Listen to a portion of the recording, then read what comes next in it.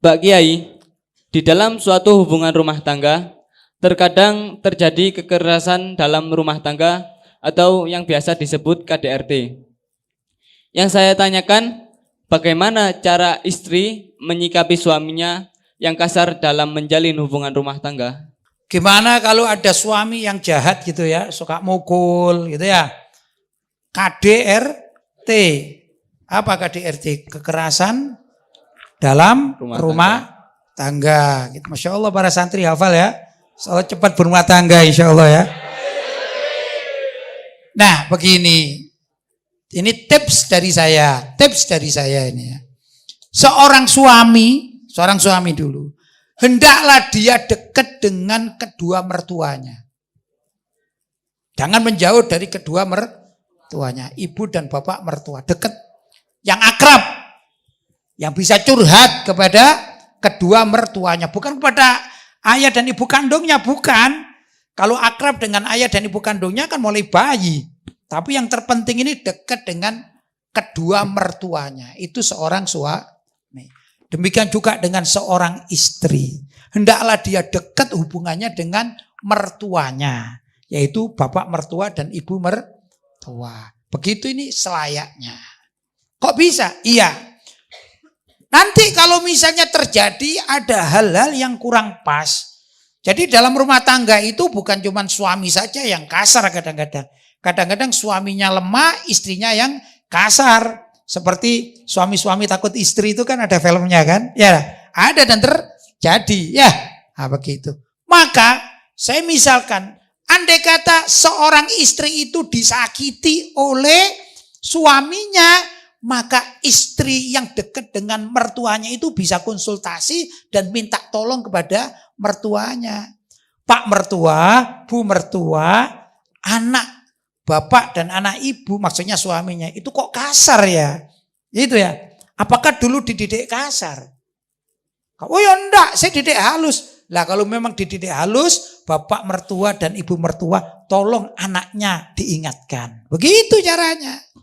Ya, sebaliknya suami tatkala istrinya itu KDRT tadi, ya apa sajalah, macam-macam ya. Atau misalnya istrinya itu sudah diberi uang tapi nggak dibelanjakan, misalnya nggak ada makan, kasih seminggu nggak dimasakkan, jadi suaminya ini kelaparan terus misalnya. Maka suami tersebut bisa berkonsultasi atau curhat kepada mertuanya, bukan kepada ibu kandung atau ayah kandungnya, bukan. Suami yang bagus itu tidak curhat kepada ibu dan bapak kandungnya, tidak, tapi curhat sharing pendapat dengan mertuanya. Kenapa? Biar mertua ini bisa mengingatkan anaknya, maksudnya istri dari suami tersebut. Begitu metodenya. Sebab apa? Sebab kalau hanya dekat kepada orang tua kandungnya, sering itu terjadi percekcokan. Apa? Misalnya, saya contohkan aja ya. Saya kan punya ibu kandung. Istri saya kan punya ibu kandung. Kan gitu contohnya.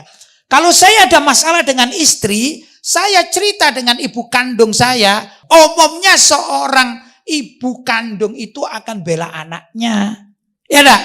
Kan gitu. Suami model begini namanya suami yang tidak bertanggung jawab. Apa-apa ibunya itu anak mama namanya itu ya, suami manja. Maka biasanya sang ibu kandung itu membela anaknya dan memusuhi menantunya. Akhirnya rumah tangga nggak beres.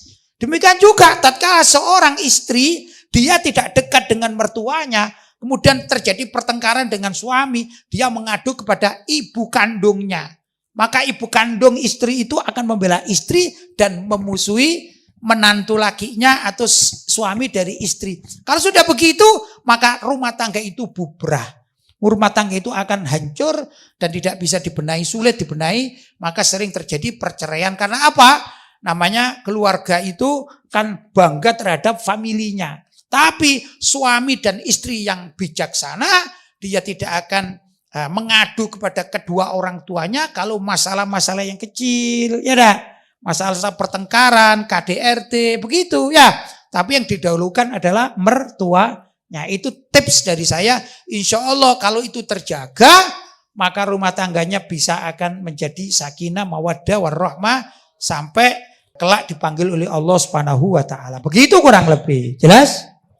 Baik.